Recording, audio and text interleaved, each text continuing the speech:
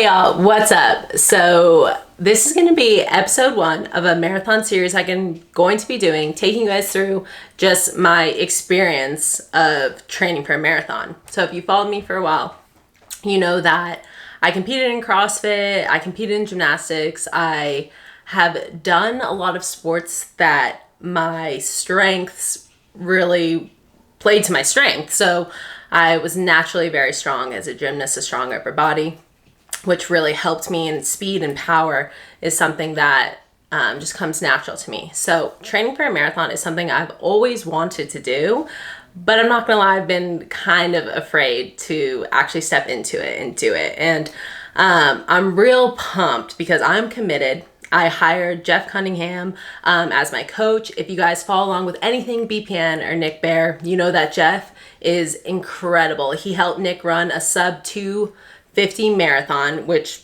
is mind-blowing. And he's just super inspirational and just a well-rounded coach. He coaches so many marathoners out there, and I am personally so excited to work with him. I had my first call with him just talking about training, and just his excitement about running and everything really made me excited. And something that's super cool too, which I had this realization when I was talking to him, like after I got the phone, I had all these butterflies and all this excitement about running this marathon, is having a coach and investing in yourself to have someone walk alongside you really brings value to the journey. It makes you have an accountability partner, someone that you can just rely on to ask questions. And I think it's really cool and necessary. And sometimes we push it aside like, hey, I'm not sure I can do this by myself, which I could have looked up a marathon plan and followed it and held myself accountable. And I don't think I would have had the same experience that I'm going to have right now, as far as having someone that I know I can ask questions to, that I know is very invested in the process of running a marathon, and can also hold me accountable to the things I should be doing. So I think whether that's a nutrition coach, a fitness coach, a health coach, a life coach, investing in yourself really brings a lot of value. So shout out to Jeff. I'm real excited to continue working on this plan. So I wanted to pop on here for day 1, episode 1. Actually, this is day 2 of my marathon plan, but episode 1 of this YouTube series I'm going to do. And I'm going to start by saying I am no expert when it comes to running. I am just going to be speaking from experience as I go through this journey of something that is very difficult for my body to achieve. So I know I'm going to be really uncomfortable a lot of the time. I know I'm going to be facing fears.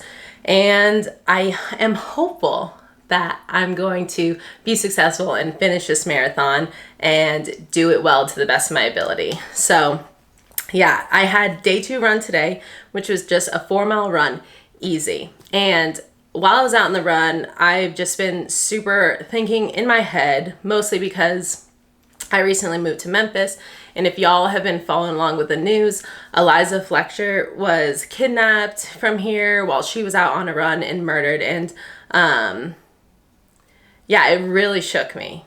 It really shook me. I think it really shook the community, especially for female runners and people who enjoy running outside. And I feel like I am carrying that fear with me a little bit as I go out on these runs. And what I was thinking about is in my training environments in the past, I've always worked out for the most part within a gym setting with people around, and I've always felt safe. I've never been in the middle of a workout really worrying about someone driving up beside me or coming in or anything like that. And I think this feeling of running outside by myself on the street in the city with a bunch of people I don't know, you know, running beside me, driving beside me, really is inciting a lot of fear within me.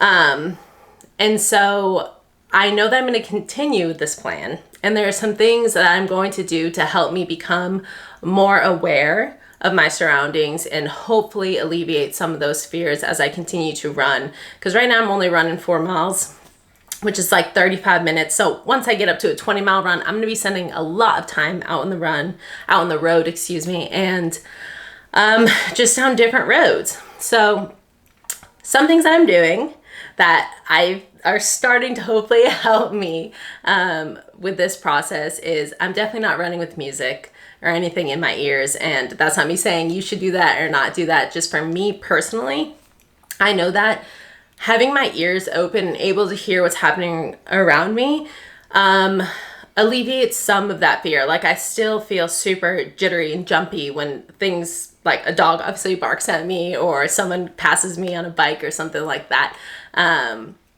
But running with my ears clear so that I can hear is something that I'm going to be doing through the entire process of running this marathon.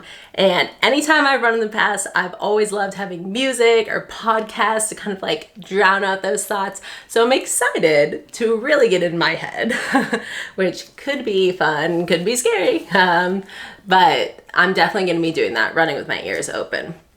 Obviously, I'm going to be changing up the path that I'm running often and making sure I let James know when I'm going, where I'm going, and how long I expect to be out on the run so somebody knows where I'm at, what I'm doing. And then another thing that I'm doing is just really being aware of my surroundings. I think I was maybe hyper aware on this first run out on the streets, like maybe overly aware. That made me not be able to really settle into the run, but I'm hoping to feel better as we go along. I've also been carrying a knife with me, which down the road, I would love to be able to carry a gun when I feel comfortable and safe to do that. I'm not there yet. So right now, carrying a knife. And then lastly, I am planning on taking some Krav Maga classes to get me just a little bit of, ability of what to do if someone were to attack me. And so that brings me to another thought. There's this balance, right? Like, I don't want to live in fear, and we're not called to live in fear. There is risk to certain things we do. And so it's all about calculating that risk, right? I know I want to train for this. I know that I'm going to do everything within my power to train safely and do it well so that I can run this marathon. And I'm not just going to hide out in my house because that's not what I'm called to do either. So it's a little bit of a challenge, and I definitely don't have the answers right now, and I'm going to be just processing it and figuring it out as I go through this marathon process. So, I am super excited. Day 2 in the books, week 1, just doing easy runs, getting some mileage on my feet. This week I'm only running 16 miles total, which doesn't seem like a lot for the entire week, but that's more than what I've been running pretty significantly. So I'm in it. And I'm getting after it. I'm super pumped. If you guys have any questions specifically as I go through this process, please comment them. Let me know. If you have any tips, you've run a bunch of marathons and you're like, hey, you should do this, let me know. It's going to be a lot of just trial and error for me because this is something totally out of my norm, but something I'm really excited about. So make sure you guys keep checking in, stay tuned with this channel. I'm gonna be taking you through probably every other week, just give you a little update on how the training is going and what's going on, what I've learned, what I've done differently, and can't wait. So see you soon.